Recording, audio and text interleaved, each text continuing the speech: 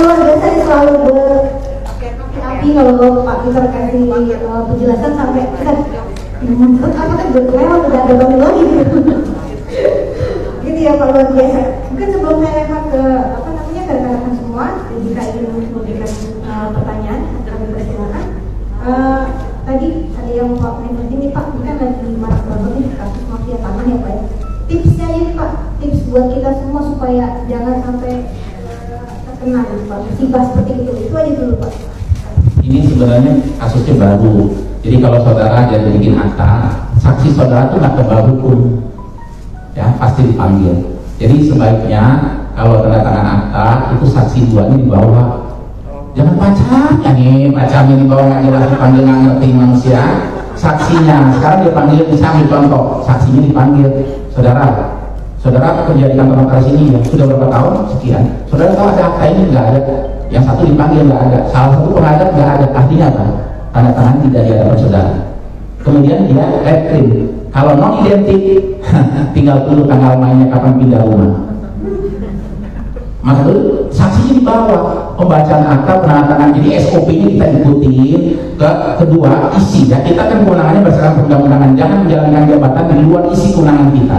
Terus jangan berkolaborasi dengan para pihak. Ini kita pegang kedua aja, selamat ngerti nggak?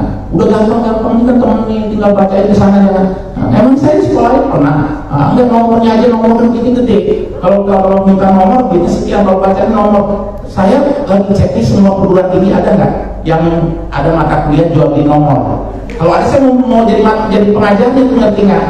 Jual di nomor ya tanpa dikenakan sanksi pidana, biar ditangkap rame-rame. Dosennya ditangkap, mahasiswanya ditangkap, ngerti nggak? Mana ada mata kuliah jual di nomor, ngerti nggak? Nah itu nggak usah. Kalau mau jual di nomor tolak aja, maaf ya. Itu sebentar tapi kecil jangan pulang seharian. Dia pulang sendiri, ngerti nggak? Begitu cara kita menghindari orang-orang kalau memaksa kehendak yang bertentangan dengan hukum. Oke, baik, terima kasih banyak Pak Peter. Jadi tadi yang paling penting tadi kita tetap menjalankan formalitas yang harus kita lakukan sesuai dengan ketentuan UJM maupun dari ketentuan dari terkait dengan PPAT sendiri itu ya Pak ya. Masalah pengenalan terhadap pengadap, identitas, kemudian tadi ada saksi gitu ya Pak ya. Dan jangan sampai akses kita yang jalan-jalan gitu ya Bang. Oke, baik, selanjutnya saya silakan kepada peserta ya, ada satu Bapak yang pakai baju biru, ada lagi saya buat pertanyaan dulu. Belum ada lagi? Baik, silakan Bapak yang pakai baju biru, panitia mau dibantu. Oh ada dua ya, nanti dari panitia ini. Disebutkan namanya dulu ya Pak ya. Terima kasih. Bismillahirrahmanirrahim. Assalamualaikum warahmatullahi wabarakatuh. Perkenalkan nama saya Hera Master, PPAT Kabupaten Bogor. Terima kasih kesempatannya. Ada beberapa pertanyaan yang mau saya sampaikan ke Pak Peter terkait dengan kuasa jual. Selanjutnya yang kedua itu bagaimana posisi kita PPAT pada saat menerima kuasa jual. Yang ketiga mengenai pengalihan saham. Yang pertama tadi Pak Peter sempat menjelaskan bahwa kuasa jual ada baiknya mengikuti atau mencantumkan PPJB yang pertama dibuat. Nah, pertanyaan saya, kalau dibuat seperti itu, apakah tidak dalam kategori menggelapkan pajak? Artinya jelas-jelas kalau ada PPJB harusnya kan kita balik nama ke penyewa PPJB, tapi ini langsung di ke pihak ketiga kan selaku pembeli yang baru. Yang pertama. Yang kedua, apakah ada keharusan dari PPAT atau notaris yang menerima kuasa jual untuk meng-cross-check kepada notaris yang membuatnya? Sebenarnya dalam case ini saya lagi ada permasalahan yang sama Pak di Metro Bekasi mengenai hal tersebut. Jadi ada indikasi bahwa kuasa jual yang dibuat oleh notaris sebelumnya terindikasi palsu. Nah itu apakah ada kewajiban khusus dalam aturan yang mengenai harus wajib seorang PPAT atau notaris yang menerima atau membuat PPJB berdasarkan kuasa jual tersebut meng-cross-check kepada notaris yang sebelumnya? Yang ketiga mengenai pengalihan saham Pak yang tadi sempat disinggung. Nah saat ini kan prakteknya banyak sekali nih Pak mengenai pengalihan saham, jual beli saham itu kan kita nggak tahu pengalihan saham, jual beli saham dengan nominal sahamnya besar-besar, satu saham misalkan 1 miliar dan segala macam.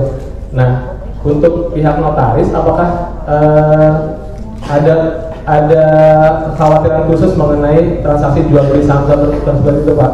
Apakah harus dibuatkan surat pernyataan pengalihan atau bentuknya apa yang lebih buat pihak notaris lebih aman? Apa bentuknya pernyataan pengalihan atau jual beli saham atau seperti apa saran dari Pak Peter? Itu aja, Pak. Terima kasih. Wassalamualaikum warahmatullahi wabarakatuh. Waalaikumsalam warahmatullahi wabarakatuh. Jawab dulu, Pak.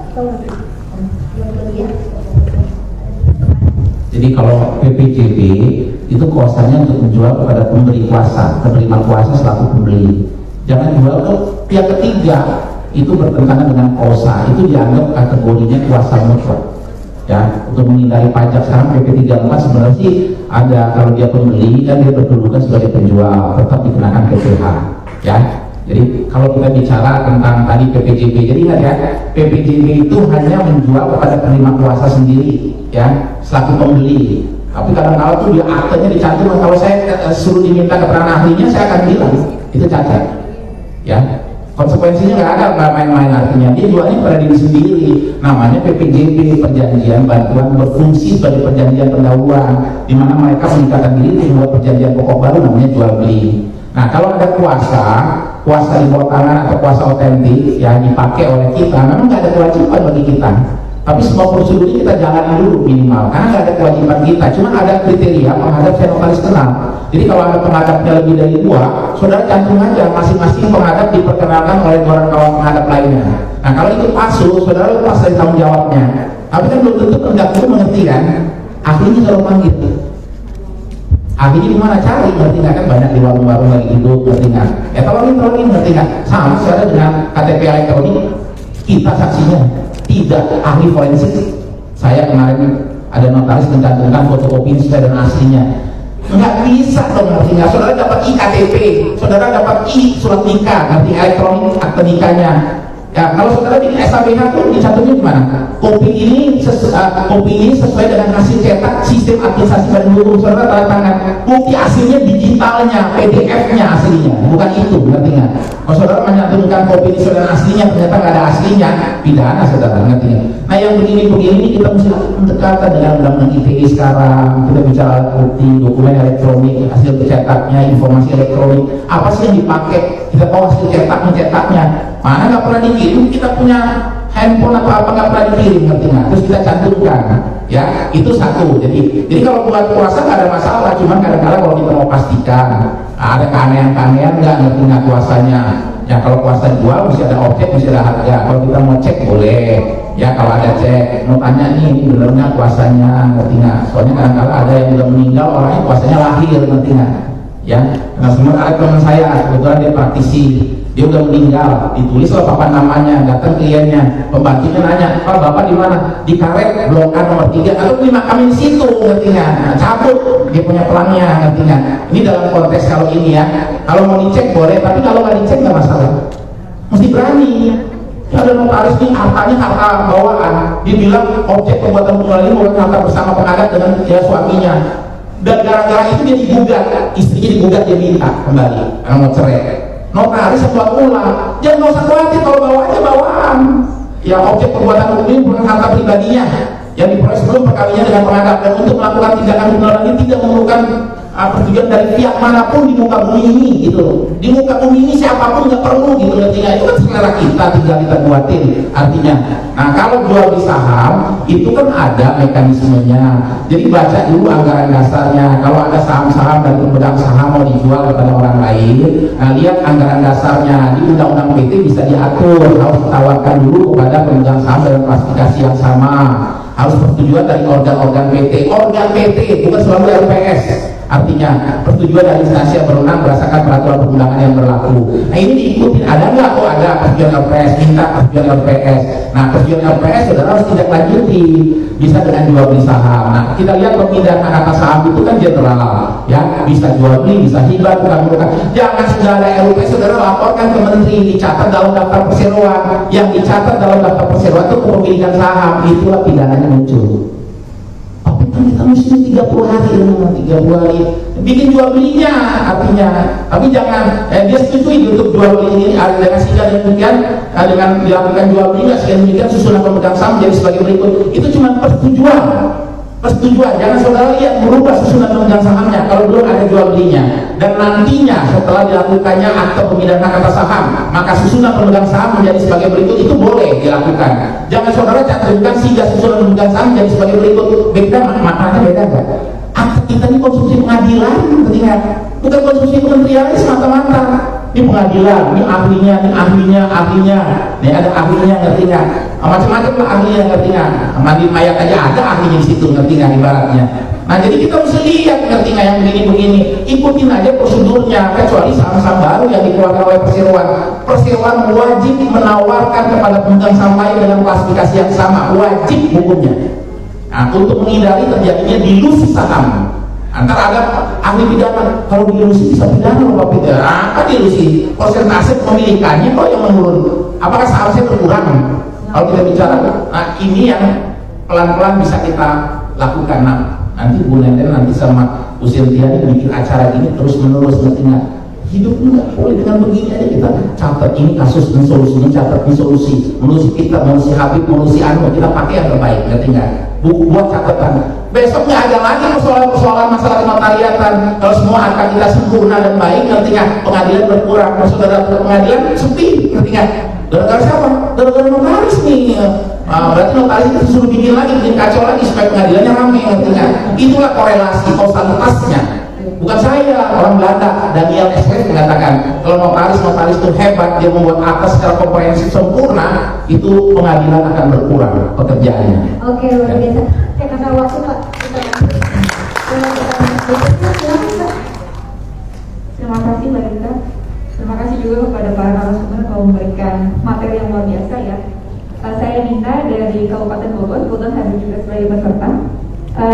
Terkait dengan statement yang disampaikan Pak Endang bahwasannya notaris adalah dewa dalam jual beli bagi para pihak, itu betul sekali Pak, saya setuju. Kenapa? Karena saya pernah mengalami case seperti ini. Nanti mungkin Pak Peter terkait sama yang Bapak sampaikan terkait itikat baik pembeli gitu. Jadi saya mengalami case di mana terjadi transaksi jual beli antara penjual dan pembeli ini sudah sepakat, sudah dilakukan pengecekan sertifikat, sudah dibayarkan pajak dan sudah ditandatangani jual beli. Kemudian karena semua perlengkapan sudah dilakukan, kita masukkan ke BPN untuk balik nama sertifikat tersebut. Pada saat proses balik nama ada kok nggak selesai, saya cek di tuntutan aku itu belum jalan gitu. Pas dicek ternyata ada blokir Pak dalam proses balik nama tersebut gitu. Blokirnya adalah blokir dengan gugatan. 2 kali, yang pertama ditolak karena tidak ada barang buktinya untuk blokir, yang kedua baru diterima gitu. Sehingga terhadap sertifikat yang saya masukkan tadi ditahan di BPN gitu. Dan dari BPN menyampaikan bahwasannya terhadap sertifikat yang ajukan itu ditunggu sampai inkrah. Nah, posisi terakhir di BPN, para pihak otomatis pada ini ya, dari pihak penjual dan pembeli masing-masing komplain gitu lainnya loh, kenapa bisa terjadi seperti itu, segala macam. Dalam gugatan yang disampaikan oleh pihak pemohon, masuk ke poin pertanyaannya. Oke, baik. Posisi sekarang sudah inkrah Pak, tapi sayangnya ada sita terhadap objek tersebut dan otomatis harus dibuka sita di pengadilannya. Pada saat kita melakukan sita, dilakukan lagi gugatan terhadap objek yang sama 2 kali gitu. Jadi jawabannya pengacara percuma kita lakukan sita kalau ada gugatan baru. Nah, akhirnya timbul pertanyaan di kami, sebenarnya bagaimana sih perlindungan hukum terhadap itikat baik pembeli, dan bagaimana juga peran dari notaris untuk melindungi pembeli dengan case seperti itu. Karena dari BPN sendiri hanya menjawab menemui inkrah. Ya kalau misalkan dibenarkan, padahal jawabannya sebenarnya cara yang Bapak sampaikan ya, tapi kalau misalkan ternyata putusan pengadilan menyatakan tidak, kan mungkin beda lagi case-nya. Itu satu.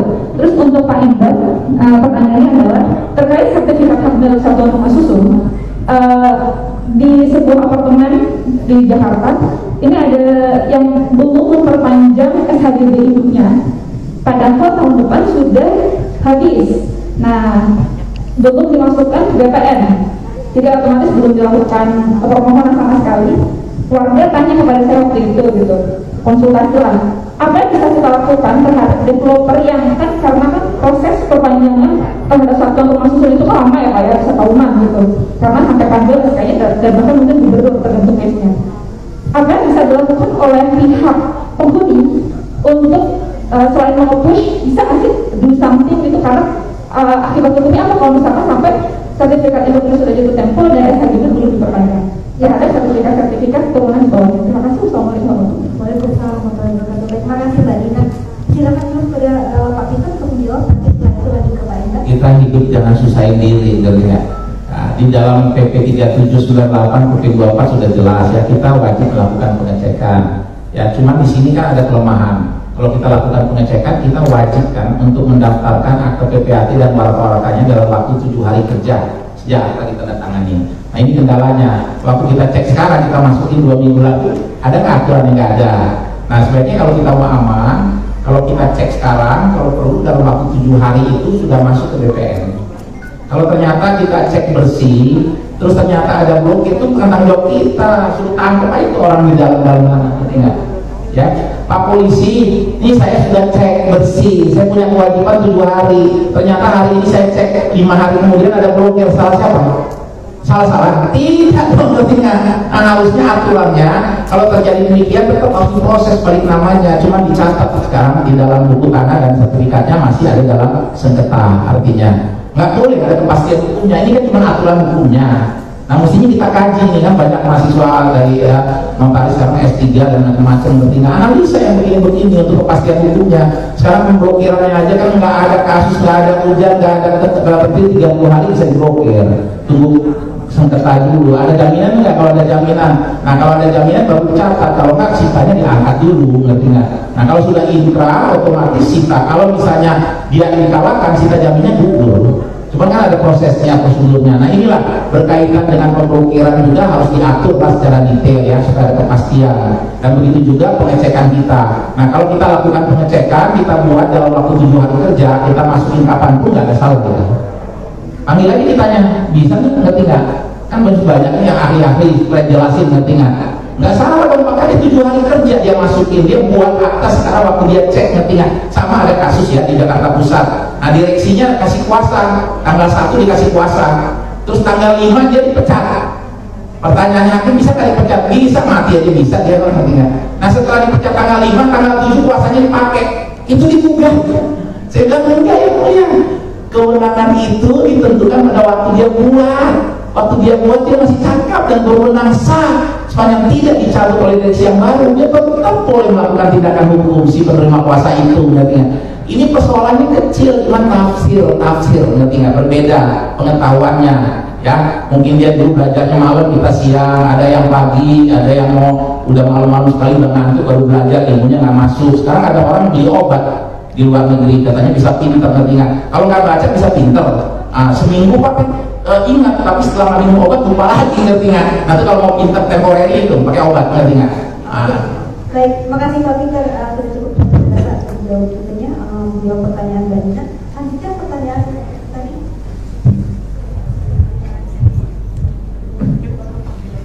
Terima kasih. Setahu saya perpanjangan sertifikat SRSS, SRS di bawah itu dilakukan oleh 3 SRS karena pelaku pembangunan sudah menyerahkan segala sesuatunya kepada 3 SRS, dan di dalam IPR itu biasanya ada sinking fund yang digunakan sebagai cadangan untuk biaya perpanjangan sertifikat tanah sah. Jadi kewajibannya pengelola itu maksudnya? Pengelola kebetulan belum dibentuk pengelola yang Pak Dino ini pegang kepada dalam ini belum dibentuk pengelola. Kalau belum dibentuk pengelolanya yang menjadi tanggung jawab pelaku pembangunan harusnya. Ya, tadi pertanyaannya ternyata ini pengelola ini agak lalai sehingga waktunya udah mepet tapi belum masukin perpanjangannya. Apa kira-kira yang akan dilakukan oleh para penghuni ini? Upaya hukum apa yang bisa dilakukan untuk nge-push mereka? Atau mungkin bisa lapor ke organisasi dan mereka nge-push atau gimana? Bisa, itu juga bisa, atau somasi ya. Somasi ya Pak ya? Ada terkait misalkan SHGB tersebut sudah jatuh tempo tapi masih belum terpanjang terhadap sertifikat di bawahnya turunannya SRC seperti apa? Nah, itu kalau misalnya mau diperpanjang, tapi nanti sudah lewat waktu gitu. Sudah lewat waktu terhadap sertifikat turunannya ke SHM. Mungkin bisa jauh sama Pak Peter, Pak. Ya, mungkin saya soalnya Kalau misalnya sertifikat induknya sudah expired belum diperpanjang, nah apa yang terjadi dengan SHMRS masing-masing? status dasar SRS-nya kalau SRS Itu kan ada kewajiban, ada perhimpunan penghuni pemilik rumah susun, dan kedua ada juga developernya. Sepanjang belum efektifnya badan perhimpunan, maka itu tanggung jawab developernya untuk perpanjang. Ya sekarang dengan putusan MK itu kan dia wajib ya dalam waktu setahun itu membentuk perhimpunan penghuni waktu diserahkan. Ya ada satuan rumah susun itu ada penyerahan, ya artinya maka wajib dibentuk. Jadi nggak ada berlaut-laut lagi dengan putusan MK yang baru berkaitan dengan itu. Sehingga kalau sebelum dibentuk maka itu tanggung jawab developernya untuk memperpanjang. Ya. Atas SHMRS yang sertifikat itu kan tidak expired ya, Pak? Ya tidak, tetap itu bisa diperpanjang. Itu bisa diperpanjang. Cuman itu kan ada secara proporsionalitasnya, itu kan tanggung jawab dari penghuni. Ya, itu ada makanya itu kan kalau kita bicara satuan rumah susun ada proporsionalitasnya 0, sekian kan. Nah itu berkaitan tanggung jawab berkaitan perpanjangan HGB-nya, hak pakai dan sebagainya, artinya itu tanggung jawab dari penghuni atau pemiliknya. Oke, karena itu bisa jawab ya Pak ya, masih ada beberapa pertanyaan lagi. Jadi bisa dilakukan somasi dan sisanya tetap bisa dilakukan perpanjangan walaupun sudah mati ya Pak ya. Baik, kita lanjutkan. Ada pertanyaan dari rekan-rekan yang bergabung melalui Zoom. Ini dari Ibu Setiati Sekarsi. Izin bertanya Pak Peter, saya melihat bahwa dalam akta PPJB ada yang mencantumkan klausul atau pasal tentang perjanjian itu tidak berakhir karena salah satu pihak meninggal dunia, tetapi diteruskan dan wajib ditaati oleh ahli warisnya. Namun ada pula akta-akta yang tidak mencantumkan hal-hal tersebut. Nah, menurut Bapak, bagaimana keberadaan akta yang tidak mencantumkan hal tersebut? Apakah tetap aman? Atau kalau ternyata sudah terlanjur, itu tidak dicantumkan, itu akibatnya apa? Kalau kita bicara perjanjian, kan ada ketentuan umum dalam BW, ada ketentuan-ketentuan khusus sebagai perjanjian bernama. Jadi kalau saudara lihat kekuatan mengikat suatu perjanjian ada 1315, 1340. Nah 1318 itu subjeknya diperluas. Jadi selain para pihak juga ahli warisnya terikat. Jadi dia mati pun nantinya hak dan kewajibannya beralih. Ya, kecuali di kuasa. Kalau di kuasa ini antik ya. Kita bicara 1813 ke perdata, dengan meninggalnya pemberi penerima kuasa, perjanjian kuasa itu berakhir. Pertanyaan saya, benar? Kok berakhir perjanjian? Perjanjian kan diteruskan. Inilah konsep Walmart dan Laskevin dicampur adukan di dalam ketentuan-ketentuan tentang pemberian kuasa, sehingga inilah akhirnya biasnya di dalam putusan-putusan pengadilan ini ada inkonsistensinya. Dokumen-dokumen tentang pemberian kuasa jadi kacau balau. Ya, kalau Laskevin ini kan kewenangan mewakili lahir dari perjanjian, ya, dari perjanjian orang sedang kewajiban mewakili. Kadang-kadang ada perjanjian pemberian perintah, di situ ada perjanjian pemberian perintah, tapi tidak melahirkan kewenangan untuk mewakili, tapi ada pemberian kewenangan untuk mewakili kepentingan hukum si penerima kuasa. Tanpa ada perjanjian itu tindakan hukum sepihak, sehingga dia berakhir bisa dicabut secara sepihak, bisa diserahkan kembali secara sepihak. Artinya dengan meninggal pemberi penerima kuasa itu berakhir, itu salah letak. Kalau di Belanda sudah dimasukkan dalam buku 3, yang sudah dipisahkan antara Laskevin dengan Polmark, kita masih campur aduk. Nah sehingga ini juga menjadi problem masalah hukum, sehingga peran pengadilan itu sangat penting dalam kaitan dengan konteks pemberian kuasa. Ya. Terima kasih Pak Peter. Untuk rekan-rekan masih ada lagi pertanyaan? Ya silakan Pak. Masih ada 7 menit, kita punya ada satu pertanyaan lagi, boleh? Ya satu dulu ya yang sudah siap.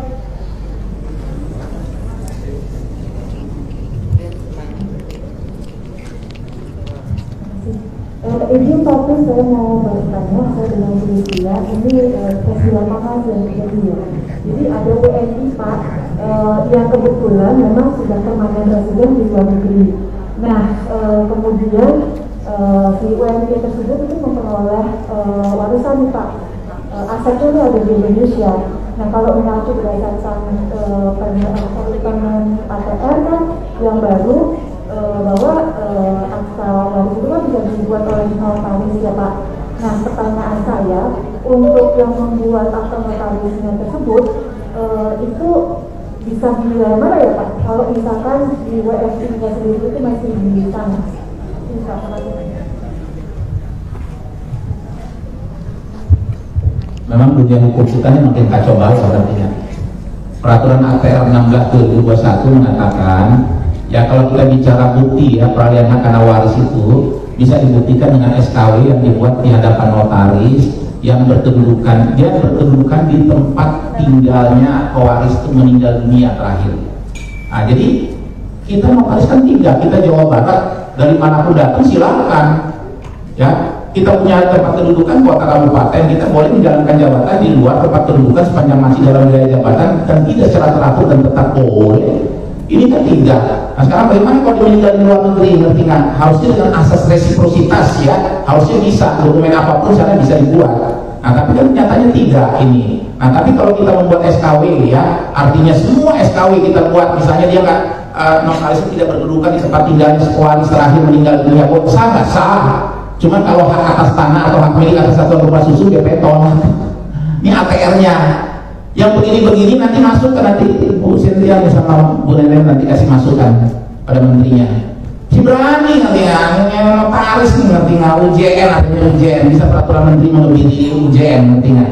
Nah ini contoh kecil. Kalau kita berdiam diri, organisasi berdiam diri ya begitulah munculnya. Saudara jadi bingung. Nah, dia meninggalnya di mana Pak?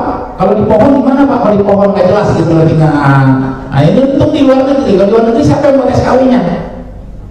Tanya dia ngerti nggak? Coba terapkan HPI-nya di sana suruh. Sekarang aja kita SMHT warga negara Indonesia di Belanda, nggak ada SMHT, dibuat aja dengan surat kuasa yang berlaku. Jadi kalau kita bicara AB, akte milik kepalingan itu artinya petunjuk untuk kaidah-kaidah hukum perdata internasional Indonesia. Kalau ada perbuatan hukum, bentuk formil dan kaftanya itu tunduk pada hukum negara di mana perbuatan hukum itu dilakukan. Mestinya apapun yang dibuat di Belanda harus diberlakukan di sini. Kenyataannya enggak. Terus kita apa? Ribut? Enggak, santai aja, jangan mikirin dunia ini nanti kata sakit stroke mati. Saya nggak pernah mikirin dia mau kacau baru, cuma saya lihat aja nih organisasi yang bener nih, sampaikan nih, protes, nih kasih masukan-masukan, bikin makalahnya secara detail, ngerti nggak? Ini argumentasinya keliru saudara, ngerti nggak? Angka saya sebagai dirjen deh, beres semuanya begitu, ngerti nggak? Sambil minta, kayaknya dia akan jadi dirjen. Ya, satu lagi masih ada sesi 3 menit lagi untuk pertanyaan.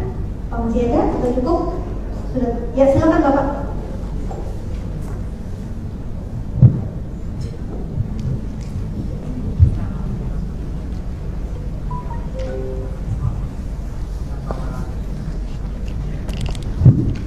Terima kasih Pak Peter ngomong kalau bisa ditambah waktunya karena seru banget. Pak, ini pertanyaan sederhana.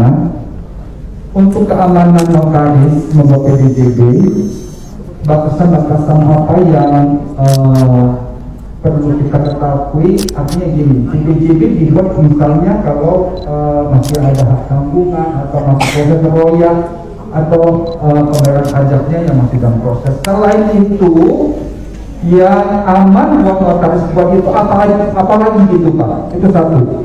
Yang kedua, klausul apa yang perlu dicantumkan untuk proteksi bagi notaris Pak di dalam PBJB itu? Selain saksinya ada, hadir, pihaknya benar secara formil ya Pak ya. Itu saja Pak. Terima kasih.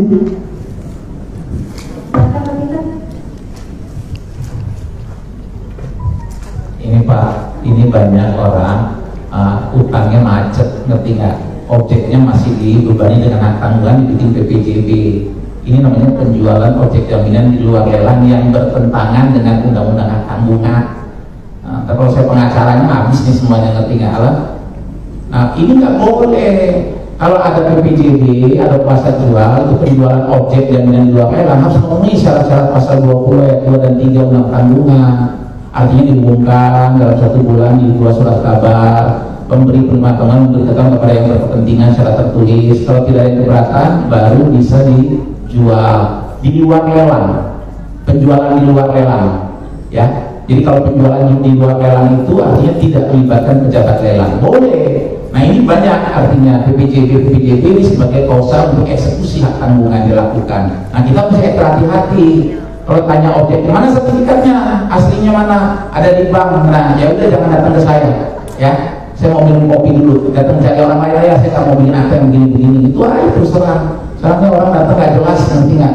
Ya, ini kalau kita bikin PPJP nggak usah khawatir, itu kan biasa konstruksi hukum berdasarkan kebebasan berkontrak gitu ya, itu dibolehkan artinya. Dan cuma yang kita lihat kalau ada PPJP objeknya hak atas tanah, sertifikatnya kan kita nggak wajib cek.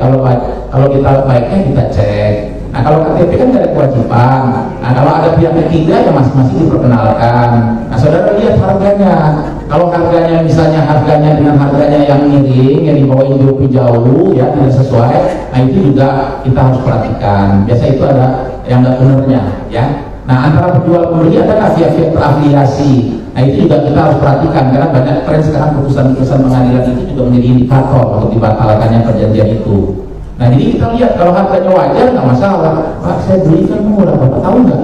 Ini saya beli di NJOP-nya nih harganya berapa Pak? Nah 300 juta, saya beli 20 juta. Kok bisa murah? Nah coba Bapak langkah ke belakang itu kuburan Pak. Maksudnya yang bunyi di sini kalau mati tinggal cepat aja ditanam di situ Pak, di sebelah. Oh iya ngerti nggak? Dan itu ada alasan-alasan dari segi strategis letaknya dan sebagainya. Itu bisa masuk akal nantinya kan? Nah yang ini kita pembacaannya wajib ya, penandatangan wajib. Jangan main-main lah tinggal milih-milih, nanti nggak sekarang, nanti di kemudian hari bisa menjadi malapetaka bagi kita. Itu wajib. Saksinya sedapat mungkin dibawa. Nah ini kasus yang ini enggak, saksinya dulu dipanggil. Betul, saksi dipanggil. Ini ada akta ini enggak? Mas saya nggak tahu Pak, saya nggak tahu Pak. Dua-duanya loh. Salah satu pihak juga tidak pernah, dia mengingkari, dia tidak pernah, dia menyangkal bahwa dia tidak pernah berhadapan. Dia tidak berhadapan. Satu indikasinya sudah tidak baca di hadapan dia. Artinya, nah ini ada indikator palsu. Nah, jadi saksi dibawa, ini kan saya lihat kadang-kadang saksi jangan dibawa, artinya. Kalau mas satu aja Pak, ngapain dua-duanya? Nanti yang satu tadi kita ajarin bohong, kan malam bisa taubat Pak. Jadi ada ini ilmu taubat tentu saja bisa nantinya. Dia berbohong dulu Pak, nanti dia taubat 2 jam kemudian, kan bisa setiap saat nantinya. Jangan. Jadi lakukan aja. Kalau sertifikat kita cek. Nah kalau misalnya pakai kuasa, kalau kita mau cross lagi itu memang nggak ada kewajiban kita cross. Ke notaris yang buat itu nggak ada ininya. Nah terus kita lihat lagi, jangan misalnya harganya ada klausul misalnya Pak ini bisa dibatalkan secara sepihak oleh penjual, nah itu udah nggak benar, itu tolak artinya. Ya kalau namanya PPJP kan itu arahnya ke jual lepas, nggak ada syarat-syarat lainnya. Dia punya hak membeli kembali, nanti masuk ke 15-19, nanti masuk lagi ke pinjam meminjam artinya. Ini kan banyak motivasi orang membuat perjanjian itu yang bertentangan dengan undang-undang. Motifnya kuasa mutlak itu motivasinya apa sih? Pemindahan secara terselubung. Jual beli secara terselubung dalam menyimpangin PP 2497. Tapi dibikin kuasa mutlak. Saya kan orang asing nih. Saya bikin aja kuasa mutlak. Saya bisa kita pakai. Kan ini udah boleh punya hak milik. Ini caranya. Kita bohongin sedikit orang kenapa sih? Dibuat kong kali kong sama notarisnya. Kita jangan ikut kong kali kong. Duit berapapun itu sama dengan duit yang saya peroleh sekecil apapun. Sama nikmatnya. Untuk kuasa yang berdasarkan PPJB lunas, apakah harus dicantumkan dalam PPJB itu sendiri atau memang bisa dibuat terpisah aman? Ya, kalau kuasa jual, kelanjutan PPJB disebutin di dalam kuasanya. Kan pada hari ini terusnya kan kuat ini dan terusnya pengadap bertindak secara dulu berangkat bahwa pengadap dan kuat ini yang akan disebut bahwa ini telah menandatangani perjanjian peningkatan jual beli nomor sekian yang dibuat di hadapan ini atas objek bidang tanah bla bla bla dengan harga yang telah dibayar sekian yang telah dibayar lunas. Untuk pelaksanaan PPJB tersebut, untuk memudahkan pelaksanaan, para pihak sepakat membuat kuasa tersendiri dalam akta ini untuk mendatangkan akta di hadapan PPAT yang berwenang. Jadi kelihatan, oh iya, ini ada kuasa jual ini tidak melanggar ketentuan 1470 Septembernya. Aduh nih kalau begini nih saudara, anak saya kuasa pengacara, MKM dua-duanya, MH. Sekarang saya lagi latih dia untuk mengajukan gugatan lapor polisi, ngerti duitnya kayak air dalam, ngerti nggak? Perkara ini gampang dia nilai semua, ngerti nggak? Enakannya ini Pak, iya ngerti nggak? Tinggal melapor MPD, gugat perdata, lapor pidana masalah terbukti, nggak urusan lain adalah minta Menteri Hukum dan HAM untuk memecat, walaupun itu bukan kewenangan dia, MPD. Itulah sekarang hebat mereka itu, maka kita harusnya dari sekarang patuh, ngerti nggak? Sehingga kita bisa melawan siapapun yang akan mengganggu berkaitan dengan akta kita. Jadi jangan khawatir saudara, kalau bikin akta sesuai dengan protapnya, artinya di luar sesuai dengan isi kewenangan kita hadapi, kemanapun kita hadapi, ngerti nggak? Yang mau lapor kemanapun juga. Jadi tadi sebenarnya nggak perlu ada klausul khusus yang perlu ditambahkan PPJB dalam PPJB yang kita buat, tapi asal kita memenuhi formalitas yang harus kita aman gitu ya Pak ya. Jalanin aja formalitas. Ya. Terima kasih, kita berikan aplaus kepada